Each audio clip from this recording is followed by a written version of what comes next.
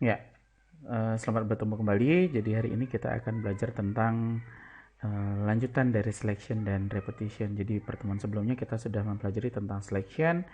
Di sana ada if, else, dan switch case. Nah, untuk saat ini kita akan belajar tentang repetition. Nah, nanti di bagian akhir kita akan mempunyai sebuah studi kasus untuk repetition yang menggunakan switch case di dalamnya, begitu ya kira-kira. Nah, untuk pertemuannya, jadi kita lanjut ke materi tentang looping. Nah, di looping itu sebenarnya adalah sebuah perulangan yang akan dilakukan dalam bahasa pemrograman gitu. Misalkan kita ingin mencetak nilai atau ingin mencetak data mahasiswa, itu harus diulang-ulang. Misalkan kita akan mencetak data yang satu, data yang kedua, data yang ketiga, data yang keempat, itu diulang-ulang.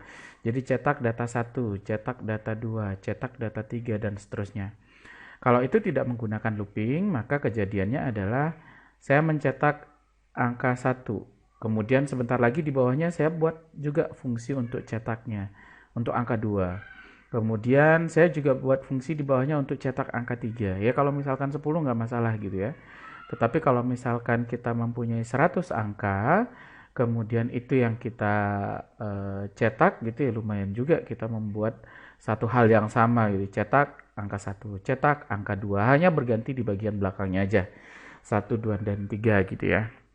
Nah, kemudian di looping itu ada 3 buah looping yang umum kita gunakan. Yang pertama itu adalah namanya adalah for loop. Begitu ya. Jadi ada looping for. Nah, kemudian yang kedua itu nanti kita memiliki yang namanya while loop.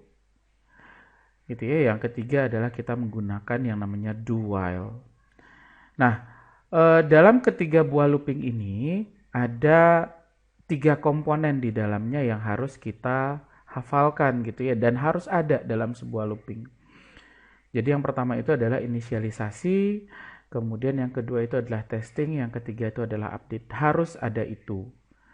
Gitu ya. Kalau tidak ada bagaimana? Nanti akan terjadi error atau hasil programnya tidak sesuai dengan yang kita inginkan. Misalkan ya, kita ikutin sekarang. Jadi for inisialisasi. Inisialisasi ini adalah pemberian nilai awal. Kemudian ini testing atau kondisi, jadi di sini adalah melakukan pengecekannya. Sudah benar nggak data yang dimasukkan? Misalkan saya mau mengulang, berapa kali mau diulang? Sampai 5 kali misalkan. Jadi kita menggunakan di sini. Kalau kurang dari 5 kali, maka dia tetap akan berulang. Gitu ya. Jadi di sini kurang dari 5 kali. Kemudian update ini adalah penambahan. Oh, sekarang baru sekali. Nanti tambah lagi sekali, kemudian tambah lagi sekali, begitu seterusnya. Gitu ya. Jadi misalkan saya punya contoh seperti ini gitu ya. Atau kita langsung aja coba di kode programnya. Oke, saya bikin satu buah file, kemudian saya simpan filenya. Simpannya saya taruh di struktur data. Oke, jadi di sini saya menggunakan yang namanya iterasi gitu ya, boleh ya. Iterasi.cpp atau looping itu juga boleh. .cpp. Oke, kemudian seperti biasa kita include terlebih dahulu untuk sebentar. Include terlebih dahulu ya. Ya, ini kesalahan shortcut ya, mohon maaf. Oke, jadi include di sini kita menggunakan EOStream. Kemudian using namespace std. Kemudian int main. Jadi kita tidak lupa menggunakan yang namanya return null. Ya, jadi di sini kita akan memperbesar kode programnya gitu ya, biar terlihat jelas. Barusan agak kecil. Oke, nah di sini ini adalah kerangka dari bahasa pemrograman dari C++ begitu. Nah, kemudian untuk looping yang pertama itu adalah kita menggunakan for. Jadi for, kemudian di sini ada inisialisasi. gitu ya. Kemudian di sini ada titik koma, kemudian di sini ada kondisi, kemudian di sini ada update. Jadi ini kerangka konsepnya dari looping for. Nah, inisialisasi ini apa? Inisialisasi ini adalah pemberian nilai awal. Misalkan saya mau mencetak angka dari 0 sampai 10 gitu ya. Berarti di sini INTI itu sama dengan 0. Kemudian kondisinya sampai kapan dia diulang? Selama I kurang dari 10, misalkan seperti itu. Kemudian update-nya ini adalah pergantian nilainya. Misalkan I++ saya gunakan. Jadi di sini saya awali dari 0, kemudian di sini dia melakukan pengecekan. I kurang dari 10, dalam hal ini 0 kurang dari 10 betul, maka di sini akan dilakukan perintah yang ada di dalam looping dari dalam for-nya. Misalkan saya cetak adalah I begitu ya. Jadi for INTI 0, 0 kurang dari 10 betul, maka dia dicetak 0-nya. Kemudian I+1 ini adalah perubahan nilai yang terjadi. Misalkan saya mengulang, misalkan tadi saya minta ulang dong lagunya yang tadi gitu ya. Berapa kali? 5 kali misalkan. Kemudian sekarang mau ulang masih dalam mengulang yang keberapa? Oh, sekarang baru 1 kali. Oke. Kemudian diulang lagi. Kemudian nanti berarti nambah 1. Oh, berarti sudah 2 kali gitu ya. Nah, 2 kali sudah 5 kali belum. Jadi dia mengulang lagu lagi. Kemudian ditambah lagi 1 karena di sini kan sudah menambah 1 tadi ya. Jadi sudah menambah 1 kali untuk perulangannya. Begitu seterusnya. Jadi update di sini ini digunakan untuk melakukan perubahan terhadap nilai yang ada di sini, increment-nya begitu ya. Nah, ini adalah yang namanya for loop. Nah, kemudian kita compile coba ya. Oke, kita tidak ada error. Kemudian kita coba jalankan. Ya, jadi 0, 1, 2, 3, 4, 5, 6, 7, 8, 9. Jadi ada 9 angka. Nah, bagaimana prosesnya? Jadi di sini mulai dari 0. 0 kurang dari 10 betul, maka dicetak 0. Kemudian 0 plus 1, jadinya 1. 1 kurang dari 10 betul, maka di sini dicetaklah 1. Kemudian yang kedua, 1 ditambah 1 jadinya 2. 2 kurang dari 10 betul, maka dicetaklah angka 2. Kemudian tambah 1, 3. 3 betul, kurang dari 10, maka dicetaklah 3. Begitu seterusnya. Jadi yang pertama alurnya adalah dari I sama dengan 0, kemudian diseleksi atau dikondisikan, dicek kondisinya di sini, kemudian baru dilanjutkan ke sini. Kemudian I plus 1 begitu ya, jadi di sini di-update. Kemudian ketika dia 8, oke ya, 8 kurang dari 10 betul, maka dicetak 8, tambah 1 jadinya 9. 9 kurang dari 10 betul, maka cetaklah 9. Kemudian tambah 1, 10. 10 kurang dari 10 tidak. Maka ketika dia sudah menyatakan tidak, maka ini tidak akan dicetak lagi. Dia keluar dari looping yang ada di sini. Begitu kira-kira. Jadi proses perulangan ada di contoh for loop seperti ini. Sehingga tadi hasil dari program ini dijalankan adalah 0 sampai dengan 9. 10 tidak ikut. Kenapa? Kalau misalkan 10 kurang dari 10 tidak, maka dia hasilnya akan keluar dari looping. Ini yang disebut dengan for loop. Nah, kemudian yang berikutnya adalah while loop. Oke ya, kita masuk di materinya dulu. While loop itu yang kayak gimana sih? While loop di sini ada inisialisasi, kemudian ada testing, kemudian ada update. Tetap ada 3 bagian tersebut. Tetap ada 3 bagian tersebut di dalam loopingnya. Oke ya. Jadi di sini ada contoh char ulang. Jadi kita lakukan dulu hal yang sama dengan angka I gitu ya. Jadi di sini inisialisasi, kemudian ada while, kemudian ada kondisi, kemudian di sini adalah cout, ya betul, cout untuk cetaknya gitu ya, apapun nanti yang akan dicetak. Kemudian di sini ada update. Oke. Jadi kondisinya sama nih, inisialisasinya berapa? Oh, yang di atas I sama dengan 0. Saya gunakan INT J sama dengan 0. Sama inisialisasinya.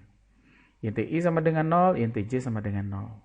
Kemudian kondisinya adalah I kurang dari 10. Oh, berarti di sini I kurang dari 10.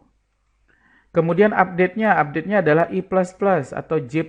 Sorry, di sini salah angka ya. J kurang dari 10. Kemudian yang di sini adalah update-nya I++. Berarti di sini adalah J++. Karena beda variabelnya, di sini pakai J, di sini menggunakan I. Gitu ya. Kemudian yang di cout adalah J di sini. Karena yang for-nya tadi yang dicetak adalah I-nya. Nah, kemudian ini mencetak angka 0 sampai 9. Kita coba cek apakah ini juga akan sama gitu ya. Jadi saya coba jalankan. Ya, ternyata hasilnya adalah 0 sampai 9 untuk for-nya, 0 sampai 9 untuk yang while-nya. Sama prosesnya seperti yang sebelumnya tadi. Jadi int J sama dengan 0, kemudian J kurang dari 10. 0 kurang dari 10 betul, maka keluarlah 0. Maka keluarlah angka 0 di sini. Kemudian J plus 1. J plus 1 jadinya J nilainya adalah 1. 1 kurang dari 10 betul, maka dia dicetak J. Kemudian ditambah 1 jadinya 2. 2 kurang dari 10, maka dicetaklah 2. Tambah 1, 3, begitu seterusnya. Kemudian 8 kurang dari 10 betul, maka keluarlah angka 8 yang di sini. Kemudian J plus 1 jadinya 9. Dicek, 9 kurang dari 10 betul, maka di sini keluarlah angka 9. Kemudian 9 plus 1 jadinya 10. 10 kurang dari 10 tidak, maka dia akan keluar dari loopingnya. Jadi di sini hasilnya adalah 0 sampai 9. 10-nya tidak dicetak. Begitu ya. Nah, ini adalah yang contoh looping dengan menggunakan while. Nah, kemudian di materi tadi itu ada kok di sini menggunakan char ulang, bagaimana ya prosesnya? Nah, perbedaan antara looping for dengan looping while, kapan kita menggunakan for? Itu adalah biasanya ketika kita menggunakan sesuatu hal yang pasti awalnya gitu ya. Maksudnya saya ingin mencetak angka 0 sampai dengan 10. Berarti awalnya itu 0, akhirnya itu adalah 10. Jelas. Begitu ya. Jadi awalnya jelas, akhirnya jelas. Atau biasanya kita juga bisa menggunakan ini sebagai mencetak angka. Begitu ya. Nah, kemudian untuk while-nya bagaimana? While kan bisa seperti itu. Bisa. While bisa seperti itu. Tetapi untuk while lebih enak kalau misalkan untuk sesuatu yang awalnya jelas dan akhirnya tidak jelas. Maksudnya begini, berapa kali mau diulang? Kita nggak tahu berapa kali mau diulang. Kalau misalkan nanti, misalkan saya punya char begini ya, kemudian saya ulang itu sama dengan huruf Y. Kemudian ketika ulang sama dengan huruf Y, maka di sini cout pertanyaan gitu ya, mengulang, tanda tanya, ini dalam tanda petik. Oke, kemudian di sini dia in ulang. Nah, kalau misalkan yang di atas gitu ya. Kalau misalkan yang di atas ini jelas dari 0 sampai 9 atau dari 0 sampai dengan 10 gitu ya kalau ada tanda sama dengannya. Kalau di sini enggak mau mengulang, ketika saya jawab dengan huruf Y, karena di sini kan char, dia menggunakan char, maka huruf Y yang dipakai. Mengulang, selama saya jawab iya, maka dia akan mengulang. Sampai berapa kali? Tergantung usernya. Kalau usernya bilang mau ngulang, ya dia akan mengulang lagi. Apakah 100? Tidak tahu. Apakah 1000? Saya juga tidak tahu. Tergantung user yang menggunakan. Maka ini yang saya jelaskan tadi bahwa awalnya jelas, jadi saya menggunakan inisialisasi Y, ulangnya adalah Y. Kemudian sampai kapan dia diulang? Saya nggak tahu. Selama ulang itu sama dengan Y ya saya ulang. Jadi akhirnya itu tidak jelas gitu. Sampai kapan berakhirnya? Tidak jelas. Tidak tahu kita. Ini udah berapa kali? Saya juga nggak tahu gitu ya. Kemudian selama saya jawab iya, dia pasti mengulang. Tapi Ketika saya tidak menjawab dengan huruf Y, misalkan saya jawab dengan huruf T, maka dia akan keluar. Nah, ini yang saya sebut dengan mengulangnya sampai berapa kali, ya saya nggak tahu. Awalnya jelas, akhirnya yang nggak jelas. Jadi di sini saya lebih prefer menggunakan while untuk perulangan yang sesuatu yang tidak jelas kapan selesainya. Yang penting maunya user gitu ya. Oke, ini adalah yang looping. Jadi perbedaan penggunaan antara for dengan while itu seperti ini. Nah, kemudian yang ketiga itu ada looping yang namanya adalah do while.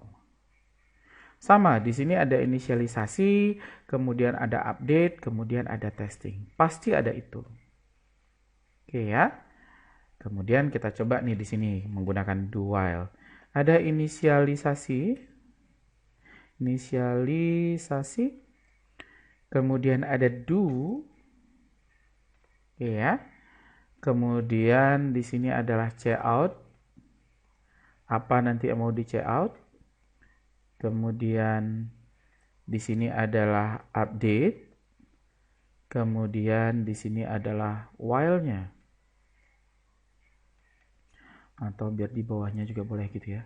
While kondisi. Kemudian titik koma. Nah, ketika saya menggunakan do while gitu ya, inisialisasi, update, kondisi, sama isinya.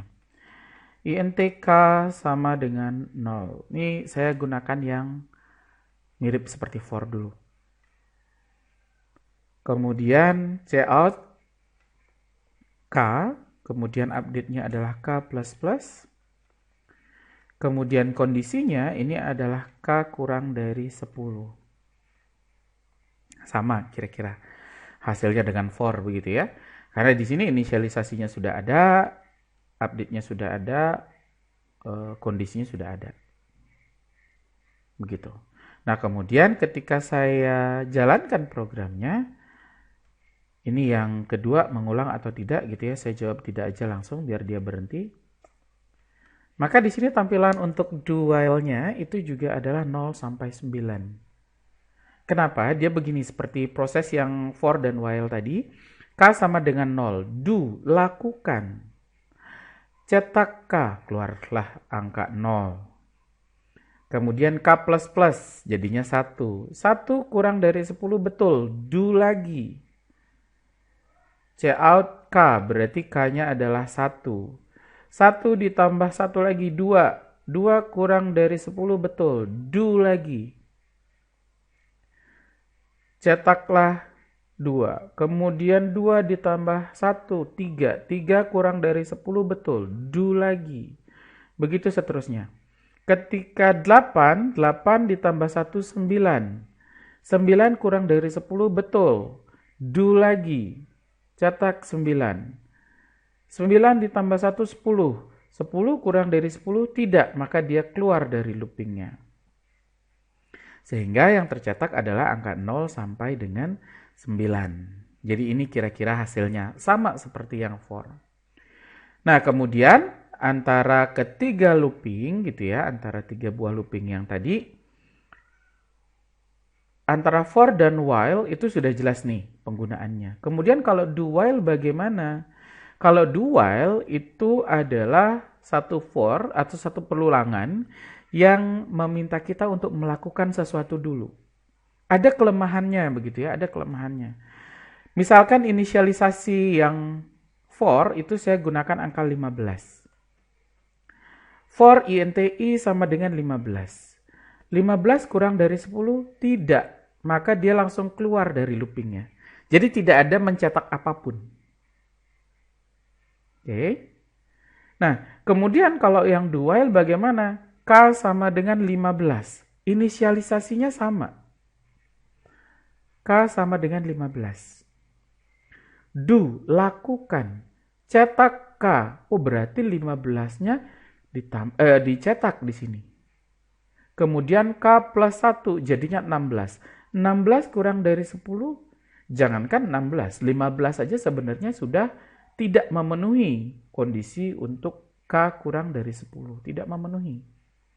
Harusnya 15 tidak dicetak dong, karena dia tidak memenuhi dari kondisi yang ada di sini. Tetapi karena saya menggunakan do while gitu ya, jadi di sini dicetak dulu oleh programnya, sehingga hasilnya seperti ini. Kalau yang for tidak menghasilkan apapun, kemudian di sini yang while mengulang, saya jawab tidak aja. Kemudian di sini keluar 15. Jangankan 15 atau 16 gitu ya. Jangankan 16, 15 saja sudah tidak cukup. Harusnya 15 nggak keluar. Jadi ini kelemahan dari do while. Tetapi kelemahan ini bukan menjadi satu-satunya permasalahan, bukan. Tapi dia juga punya keunggulan kalau do while. Jadi ketika kita meminta sesuatu, kita minta aja dulu. Jadi dicetak dulu sama do while.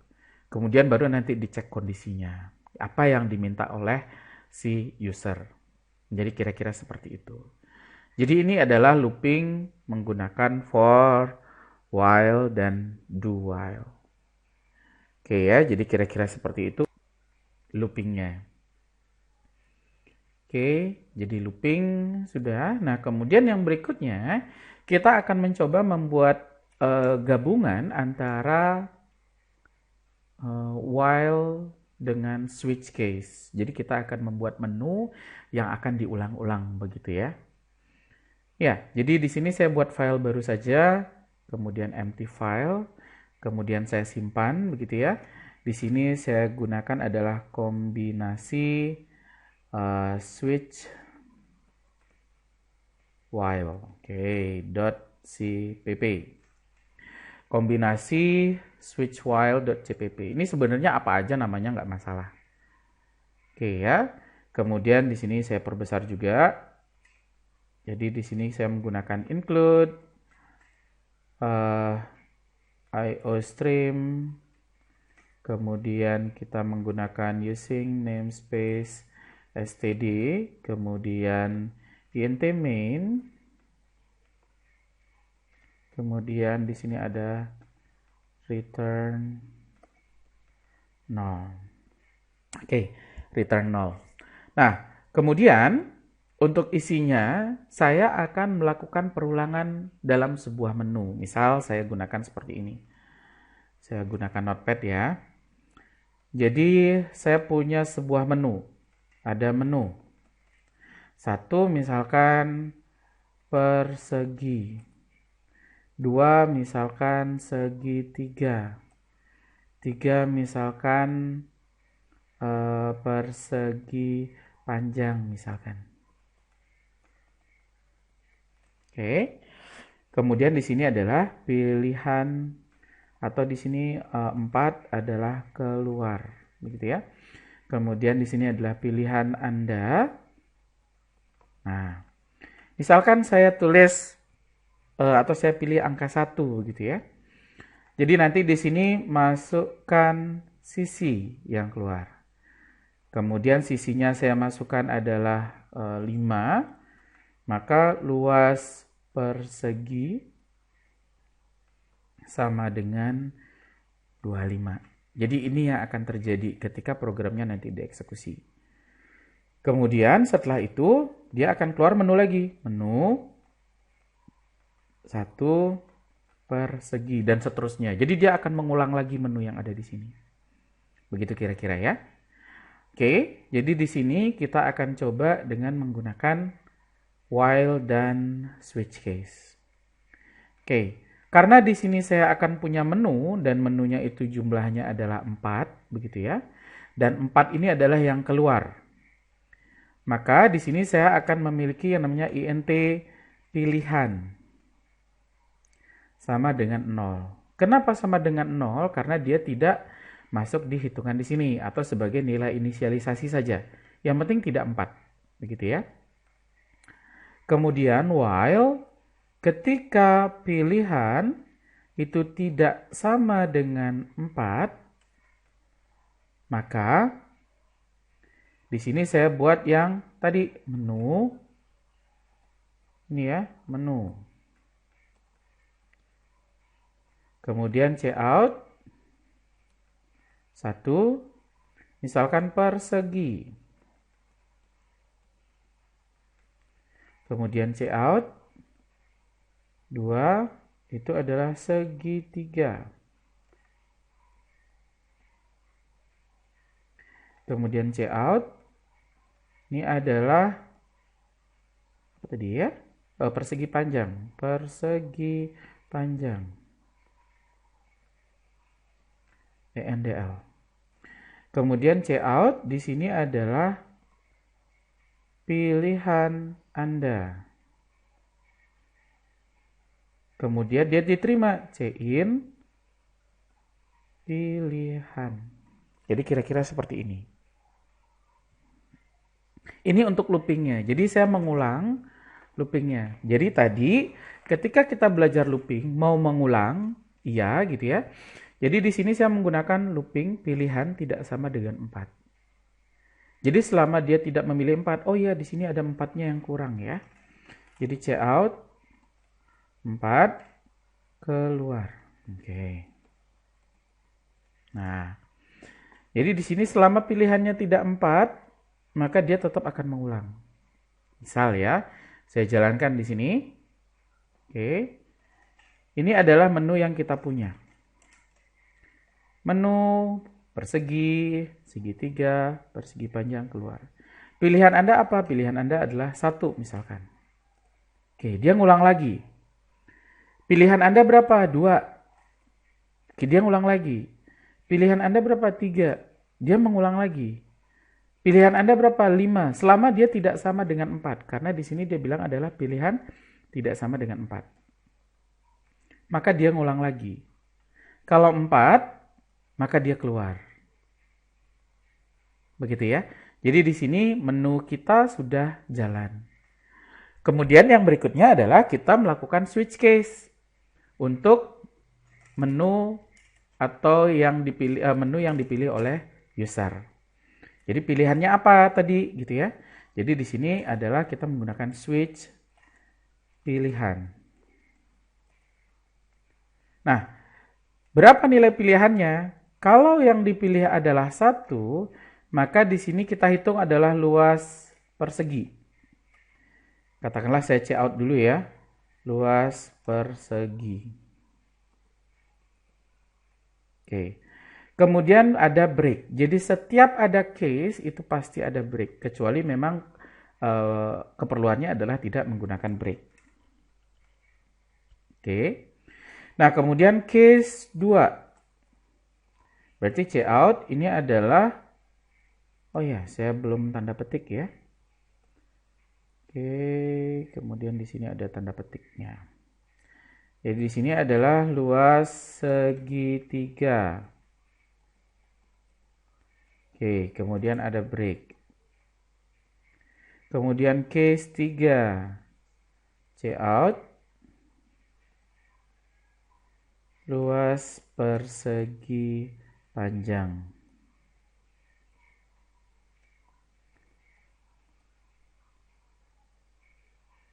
Oke, kemudian ada break. Kemudian ada default. 4 dulu ya. Case 4 misalkan. C out. Terima kasih. Kemudian break. Kemudian ada default. Kemarin sudah ada defaultnya juga ya. C out misalkan pilihan salah. Jadi kalau misalkan selain 1, 2, 3, 4, maka pilihannya adalah salah. Kemudian di sini ada break. Nah, ketika kita menggunakan switch case, jadi kita ada case 1, case 2, jadi setiap case-nya ada break-nya. Kita coba compile dulu ya. Oke. Jadi di sini pilihan 1 adalah persegi, maka di sini luas persegi yang keluar. Pilihan 2, maka di sini adalah luas segitiga yang keluar. Kemudian pilihan 3, maka dia adalah luas persegi panjang yang keluar. Pilihan 5 misalkan, maka pilihan salah gitu ya dibilang ya. Kemudian kalau 4 dibilang adalah terima kasih, kemudian dia keluar. Oke, jadi di sini yang kita menggunakan switch case. Jadi logikanya seperti ini. Nah, kemudian bagaimana kalau breaknya tidak ada? Kalau breaknya tidak ada, misalkan break 1 ya, ini tidak ada. Kemudian kita jalankan. Oke. Kalau saya pilih 2, maka dia akan keluar luas segitiga karena dia ada break di sini. Break, dia akan berhenti. Bagaimana kalau misalkan saya pilih 1, di sini tidak ada break, ibaratnya tidak ada remnya. Saya pilih 1, maka yang keluar adalah luas segitiga, luas persegi, luas segitiga. Jadi, luas yang keluar itu adalah luas perseginya juga keluar, K1-nya. Karena nggak ada remnya, tidak ada breaknya, maka di sini luas segitiga juga keluar. Kemudian remnya di sini, baru dia berhenti di sini. Maka luas segitiga dan luas perseginya ini keluar. Itu kalau resikonya breaknya tidak ada, begitu ya. Kalau saya pilih 4, ya keluar seperti yang tadi. Oke, jadi ini tetap menggunakan yang namanya break. Oke, jadi ini adalah untuk switch case. Nah, kemudian sesuai dengan percobaan yang tadi, menunya adalah pilihan Anda 1. Kemudian dia minta untuk memasukkan sisi. Berarti di dalam persegi di sini, gitu ya, pilihannya adalah 1, maka saya akan ganti satu baris ini. Yang awalnya tadi sudah benar, yaitu dia menampilkan luas persegi. Saya ganti. Saya masukkan adalah double sisi. Kemudian C out. Di sini masukkan sisi. Dia diterima sisinya. Jadi sama seperti ini, masukkan sisi. Berapakah nilai sisinya gitu ya? Jadi di sini adalah C in sisi. Karena di sini saya sudah punya untuk sisi. Kemudian untuk luasnya bagaimana? Untuk luasnya adalah saya gunakan double luas itu sama dengan, atau double luas persegi itu sama dengan sisi dikalikan dengan sisi.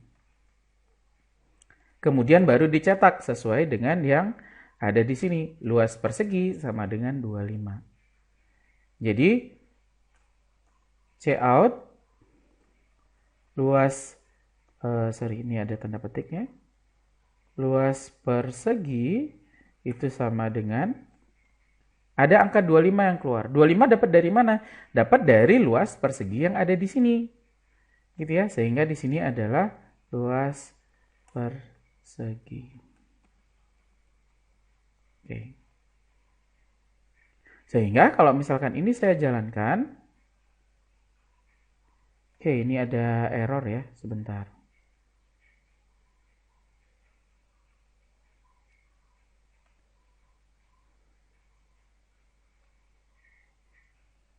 Sebentar, di sini double luas persegi sama dengan sisi kali sisi.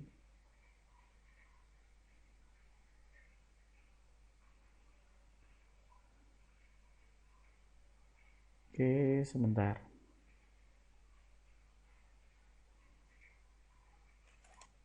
Ya.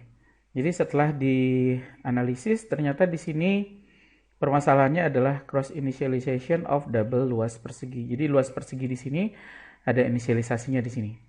Jadi saya buat luas persegi itu ada di bawah dari double sisi.